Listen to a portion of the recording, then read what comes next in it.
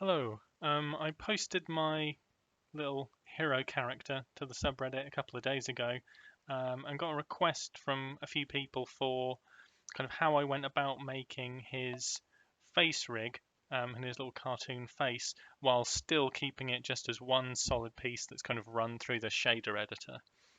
So I'm going to go about that. Excuse me, I don't do tutorials. I haven't done them in the past, so this will not be very professional. Um, so before we jump into looking at him, I want to break down what is needed to be made in advance of doing this, and also to hopefully it will be a good visual example of what we're going to do inside of Blender. So this is what I have made. It's his face is made up of all these different segments, so the mouth, nose, eyes, etc.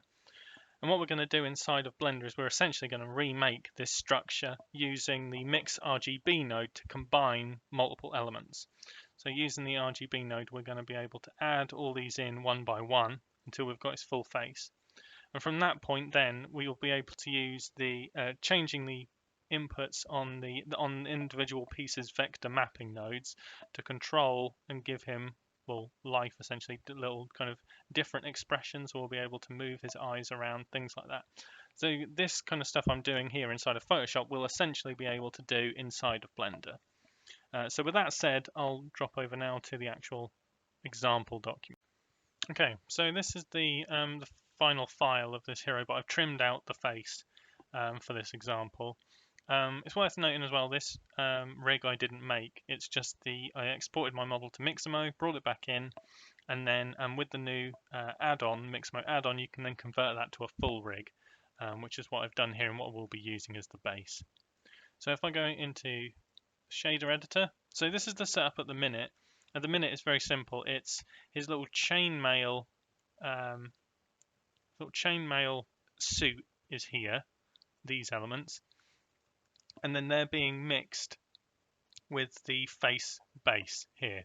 So you can see how they're being linked together is the face is being put in as the second color, and then the alpha of hold on if that catches up, the alpha of this is then driving the mix. So that kind of gives us the same setup as this kind of overlay system in Photoshop. So that's what we're going to be using for all of these. So for that example, I'm going to take all these, duplicate, and then I'm going to swap out the face base for the nose. So then I'm going to put the color of this into here, color that over there. So we've got the nose, but it's way too big, obviously. So what I'm going to do is I'm going to scale this down, move it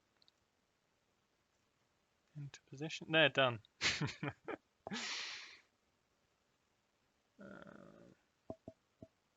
Just scale it into place roughly. Okay, yeah.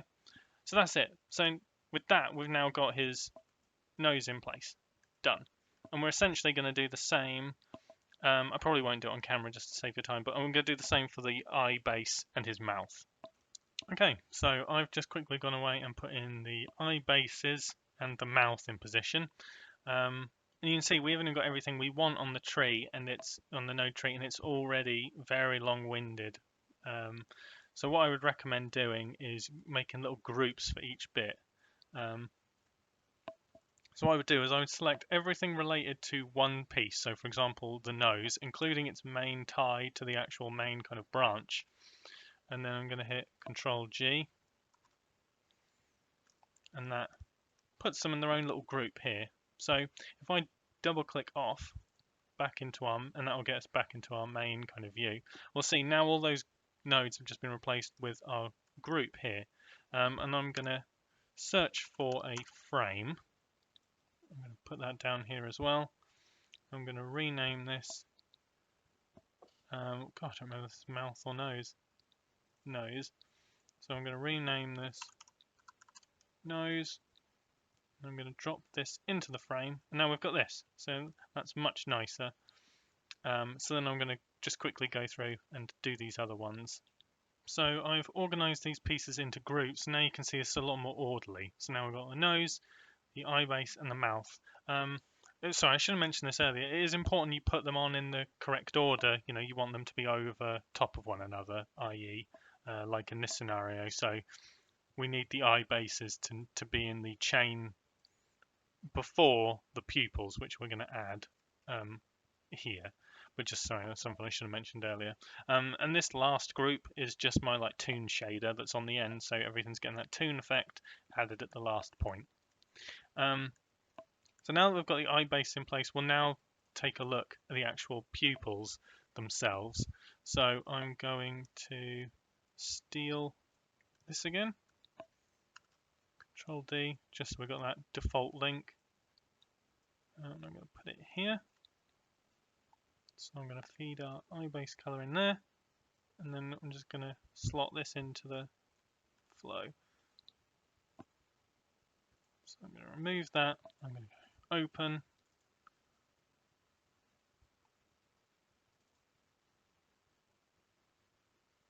Right, so that's one of our pupils in place. I'm going to give this a bit more room.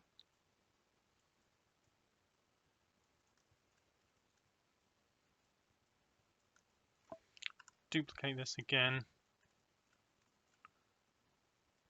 Feed this into the chain. Change this to the other pupil. So now we've got the eyes in place. You could set up the eyes independently, so you could move them separately. For the kind of just in the interest of saving time, I'm going to make a controller that moves them just joint together. So that means what I can do is I can delete off this one's one of the eyes kind of mapping controls, and I can just give it to the same controls as the other one here. So this is what we've got at the minute. So now both these eyes are being controlled by this one mapping node. So you can see, if I turn these all on, to move these eyes, we can just now control, we want to essentially mimic this. We want to be able to move them around. And the way we can do that is, as I've kind of shown you a bit previously, is by using these values, how they're being mapped. So for example, if I move this slider, holding shift to move it slightly, you can see I can make them look side to side. And if I want to make them look up and down, I can use the Y. So now we've got that in place, now we can start looking at actual drivers. So what I'm going to do is I'm going to right click in the field we want, and I'm going to go add driver. And then I'm just going to leave all that pop-up that comes up. It is worth pointing out, I am by far no master at driver. I essentially learned drivers in their most rudimentary form for this. So I'll put a link somewhere to this driver masterclass that I use that is a lot more suited than me. So yeah, that's what we've got at the minute. So now that we've got this set purple, it means it's being driven. At the currently, we haven't actually, it's not being driven by anything specific yet. We've got to set that. So what I'm going to do is I'm going to go back in here, and I'm going to go into our edit mode of our skeleton, and I'm going to add a new bone from his head. So I'm going to pull that out. I'm going to go into its properties, and I want it to be parented because I want obviously these controls for his face to be parented to his head, but I don't want it linked, so I'm going to untick connected. Now I'm going to move this out. What I'm going to do is I'm going to move it to be in front of the eyes, like so. We don't need it to be so big, obviously, so I'm going to pull it down to there. Yep, so that's a pretty good setup. So I'm going to rename this bone. So I'm going to call it so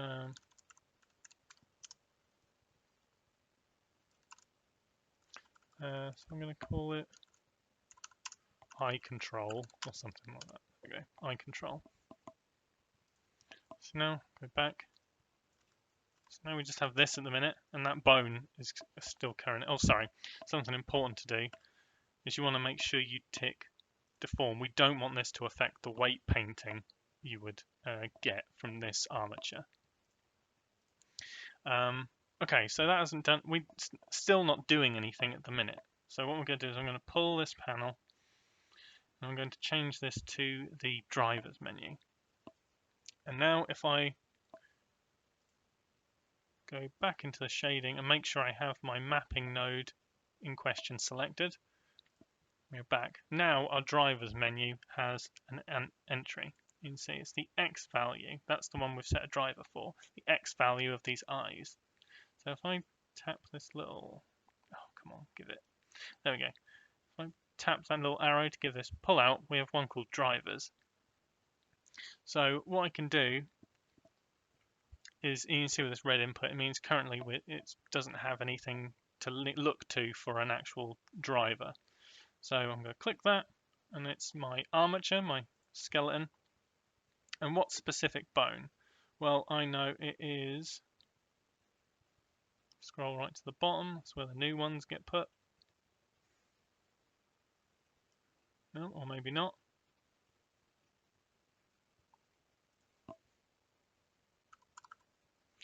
There we go, eye control. So still, at the minute, that's not doing much. If I go into pose mode on this. So you can see, like now, it kind of works, not very well. You'll also notice it if I move his head, his eyes go awry. It doesn't quite work. So that's because we need to change a few more settings in regards to the driver yet. So firstly, yes, we do want the X location of this bone to be driving the X location of our eyes, but we need to set it to transform space. That means that no matter what position we put the armature in, it will still be using the kind of, well, the local X location of the eyes. So that's what we want. So now if I go back into pose mode, if I move this bone side to side, you'll see, oh, okay, yeah, that's working, but he's looking the wrong way. But does it at least work now if his head's turned? Yes, so the eyes stay in place. Very haunting without the eyebrows. But just to double check, if I set this to local movement.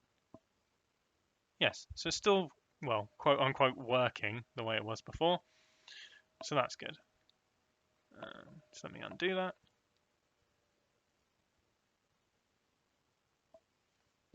Yeah, so it's still not quite right. You can see, like, well, I showed you before, they're moving the wrong way.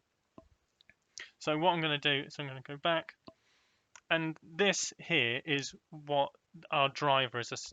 I mean, I'm no expert in this, so please watch the driver video. But this is essentially what we're doing. Var means the variable. So what is the variable in this instance? It is this bone's movement. And we're saying +0. So that's it. Whatever this bone movement is going to be how much that value of the X coordinate of the eyes is moved. And you can see at the minute it's not working because we're doing the inverse. Well, that means that we can just negate that by putting a minus variable. So if I just change that to minus that, now if I move this, now they're moving as 1. And you can do some great little, again, I'd watch the driver masterclass because far more knowledgeable than me, but you can do some great other little bits in here that I would definitely recommend watching that for. But you can see we now essentially have what we want. So now with the Y setup, we can do, now with the X setup, we can do the same for the Y. So I've already gone back to the shading editor and just hit right click and gone add driver. That brings us back to here. So again, I'm just gonna, and sorry, now we have a new entry called Y default value. So same setup for armature, and I learnt my lesson from last time. So I'm gonna type in eye control, But this time we don't want the X location. We want the Y location of the bone. You can see our eyes are gone right out of view. But that's because we're still in world space. So we don't want to be in world space, we want to be in transform space. So now again, the eyes, this should work, but they should still work in inverse, which is not what we want. So I'm going to go back and then just add that minus from we added last time. So now if I go front view, and with this selected, hopefully now, that's it, we have a bone that controls our eyes. So now that we have this set up, you've probably noticed it when I've been demoing it through this, but like the eye can very easily go too far out of, or sorry, the pupil can go too far out of the eye.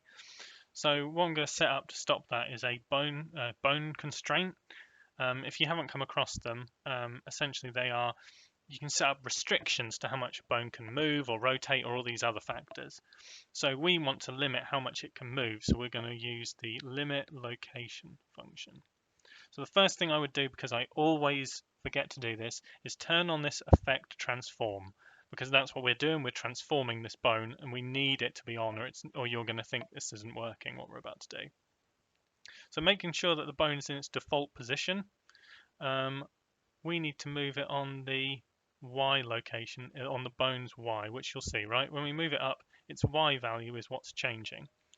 So what we're going to do is we're going to set its minimum and maximum amount it can move on the Y. So I'm going to copy that value when we've put the eye at the highest we want it to get. And I'm going to turn on its maximum. I'm going to set it to that. And I'm also, sorry, I should have set this to local space as well. So, so now I'm going to move it down to the bottom. So say we're happy with that. I'm going to copy that, turn on Y, put it in the minimum. Boom. So now, hopefully, when I move this, yes, you see, as much as it doesn't matter how much I move the mouse, the eyes won't go out of there, won't go out of place. And then we can do the same for the X. So what I'm going to do is I'm going to take the eyes as far as I want them to be able to go. So that, Control C, X, Control V.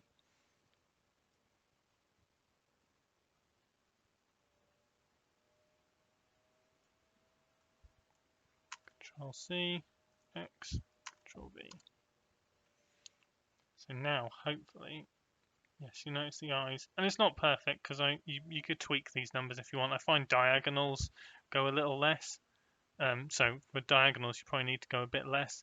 There's probably a better way of doing it, but I just set this up quickly just to show you what you can do. And this is kind of the amount I would do, just so they don't go flying out of place when I'm using them. So now that we've got the icon of movement set up, what if you want to make the eyes kind of variable, be variable in size?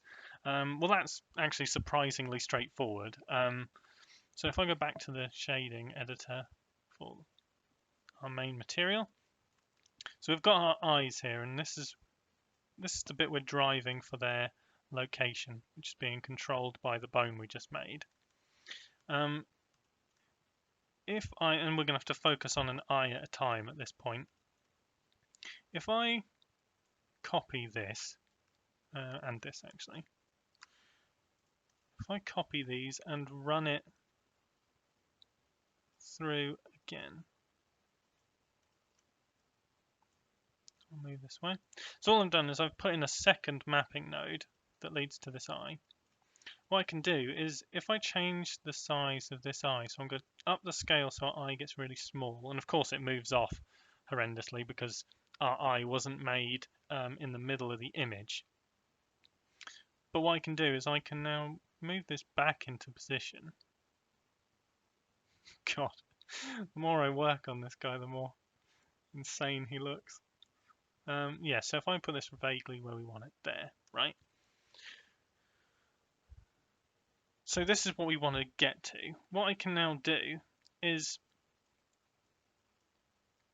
because mapping information X, Y, and Z can be converted into color RG and B, we can use a mix Rgb node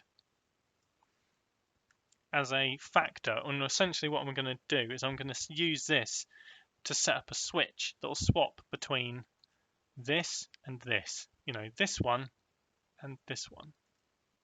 So I'll show you what I mean. So if I take just this and plug it into here and plug that into here, I should, if I set this factor down, so this factor is 0, so I'm saying that the switch is off at the minute. We have our normal I.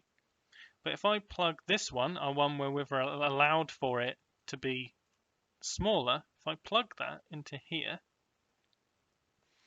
what this now is a switch from this to this, or from normal I to small I.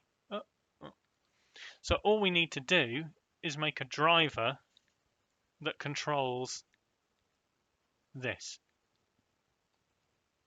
And that's what I'm going to do. So I'm going to right click it again, go add driver, and again I'll leave all that. So now if I go back into layout, I'm going to do essentially what I did before. So I'm going here, I'm going to go Control D on the oh, actually no, I shouldn't use that bone. That's right, didn't do it anyway. Also, it's because I'm in pose mode, not edit mode. Yeah, so I'm going to pull out another bone from his head.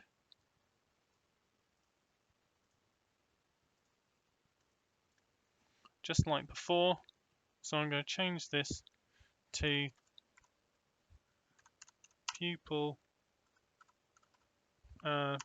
size demo, just to be clear.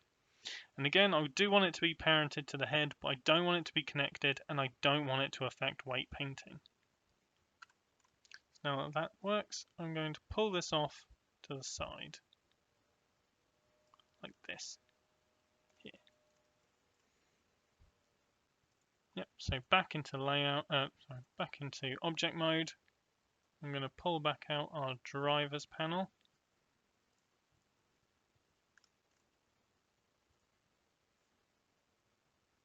Into shading, make sure I've got the piece we want, and then back out.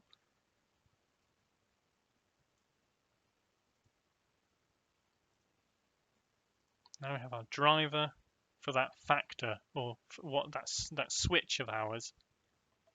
So again, I'm going to pick armature, and I want it to be so I'm just going to type in demo this time, pupil size demo. So let me close this. I have a small monitor, hence it being a nightmare of space. I'm going to set this to transform space.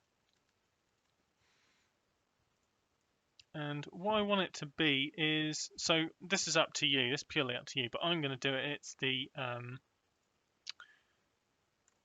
going to do it as a kind of up-down switch, so the Y location of this bone. So I'm going to make sure it's at 0, which it is. So I'm going to go back to the shader editor, back into object editor, back into the drivers panel. And so I want it to be its Y location. So now in theory, well, we'll see, won't we, if I drag this. And you see it's working, but you really have to ratchet this up to get the size. So you see I've had to go really high, and that's not ideal. So hold on, let me put this back down.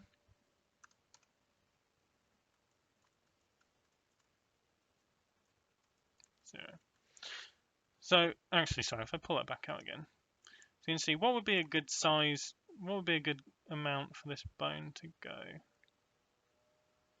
So I think up there, right? So like 0.2. So if we say like 0.2, so I'm going to set that to 0.2. So what we want on this is we want our variable. So at the minute, our variable is a straight 1-to-1 conversion. How much of this moves is how much of that factor on the I switch is applied. And that's why we're having to really move it to get that factor from 0 to 1.0. So what we can do is if I go variable, I'm going to put this in brackets, and then after that I'm going to go times by 5. And you can see now for every bit we move, for every unit we move the I, we're essentially moving it 5 times as much as far as the driver is concerned. So this is great. So this means we can set this back to 0. And now hopefully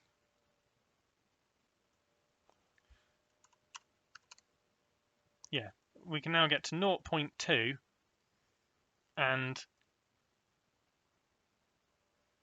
have full control over the I.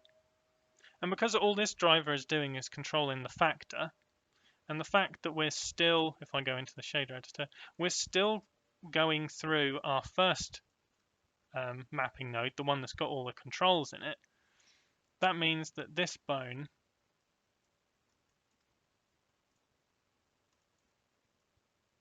still works.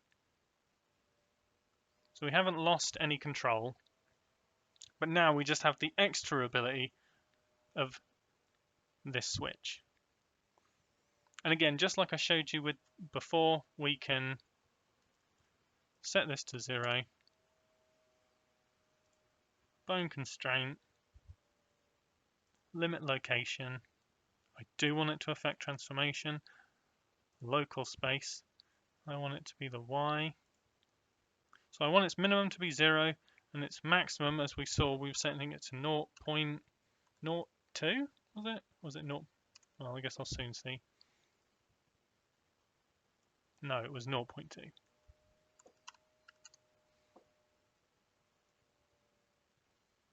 So that's it. So now we've got this really nice little switch control. So as this is something I'm kind of learning as I'm going, what would be good if I was to do this all again is I'd make the I initially much bigger, and then I'd have a control that went from 0 to 1, and then his normal I is like 0.5 in the middle, if that makes sense. So I'd have a wider range of control, but I didn't think that far ahead when I was doing this.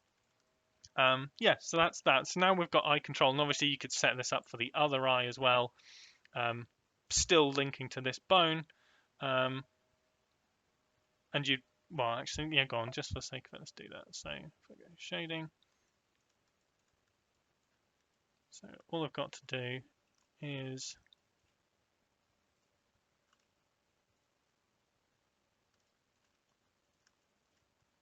duplicate these.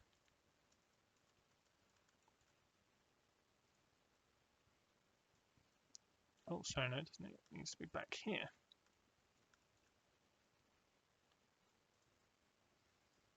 So just like with the other one, option 1 is simply just the I being mapped. It's full size. But option 2,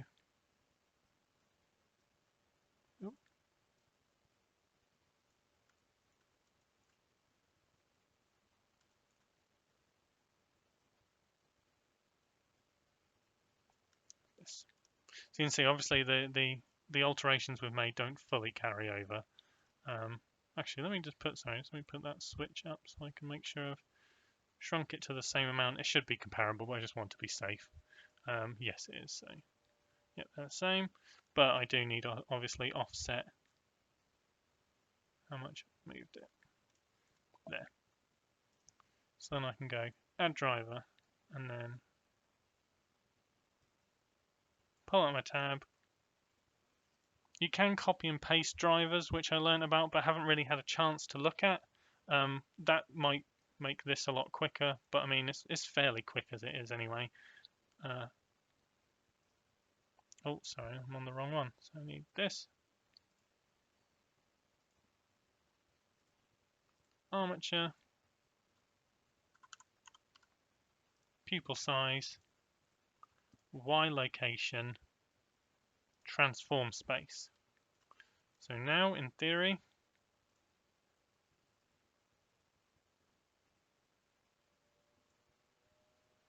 why is that not working?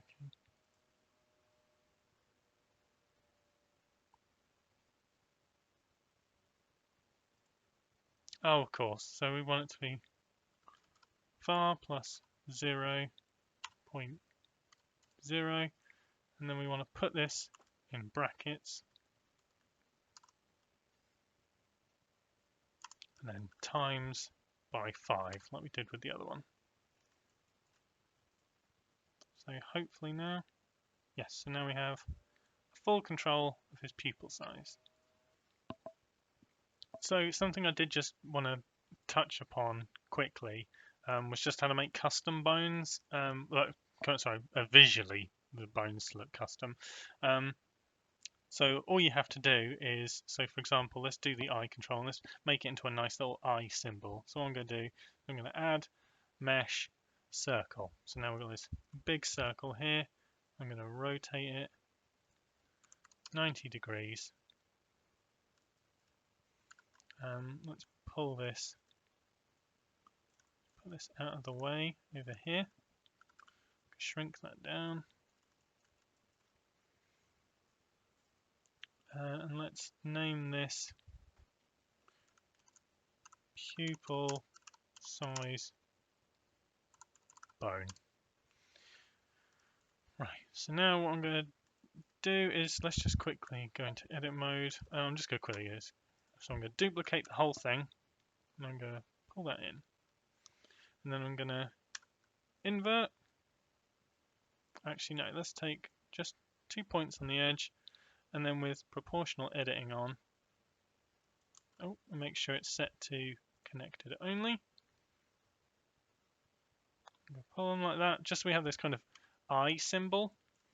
And then what I can do with this bone, pose mode, I'm going to select that bone, go to this bones menu, and then I'm going to viewport display, custom object. I'm going to select pupil size. And now you can see it's way too big, but what we can do in edit mode is now just resize this until we're happy with it. Yep, so now we have this bone.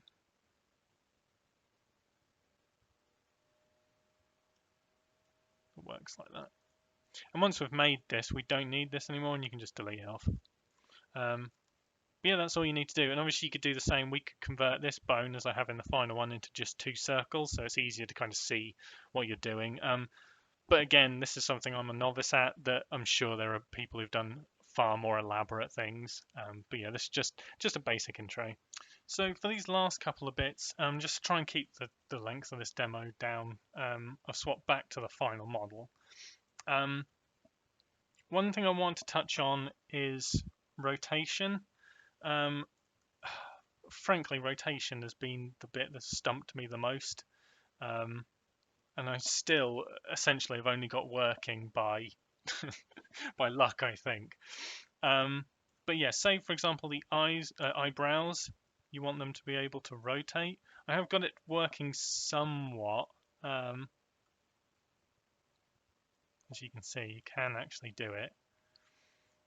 But the only method I could get working, I feel like I'm on the right lines, but I've not fully done it. So hold on, if I go into shading, I'll show you what I mean. So into the eyebrows. So what I ended up doing, I did ask on the subreddit about kind of controlling this. The problem is because on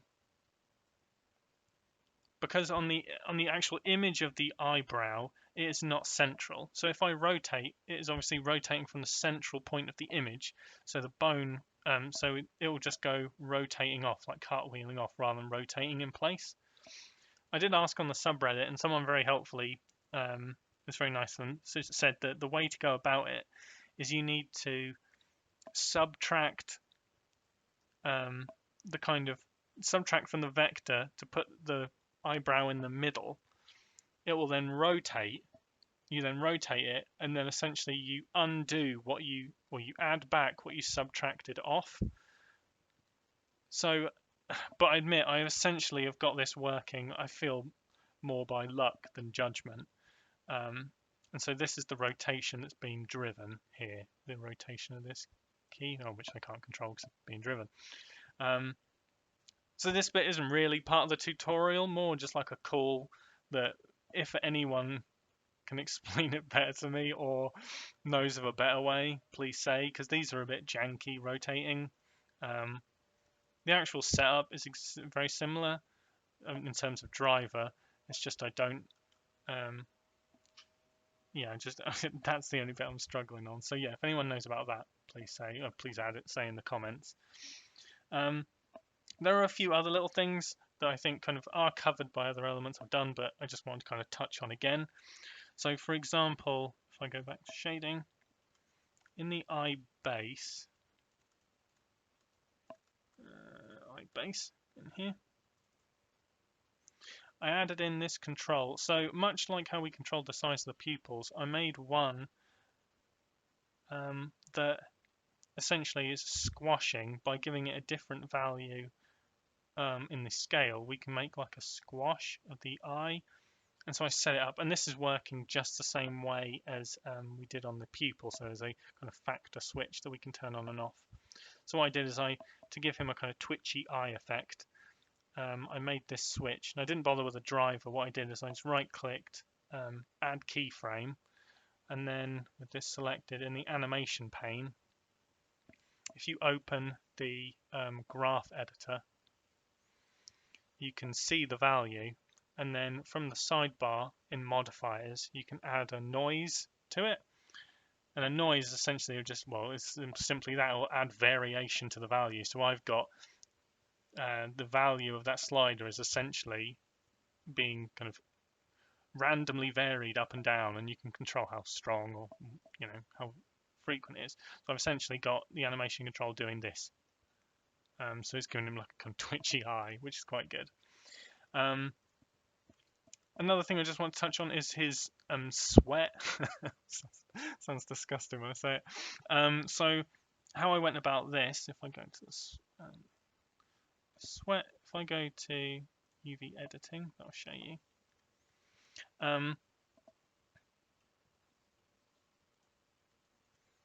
What I did is I just drew some sweat pieces. If I just select the whole thing. Sorry, he's got a second UV for just his face. Yeah, what I did is I put a few sweat pieces on his face, making sure it's on the right area, same area as his face. And then all that's, how that's running down his face is I simply just animated the, sorry, not the X, the Y value. So it then runs down. And then that's just linked in the same way we did with the face components using the factor. So it's running down, but then it's not running down onto like the chainmail and stuff. It's kept to the face. Yeah, so I think that's everything. I hope this has been of help. Again, I am not an expert, so if anyone has any improvements to this, which I'm sure there are plenty out there, please say, because I am certainly not an expert in this. So yeah, I'd really appreciate that. So, but yeah, anyway, I hope this has been of help. Cheers.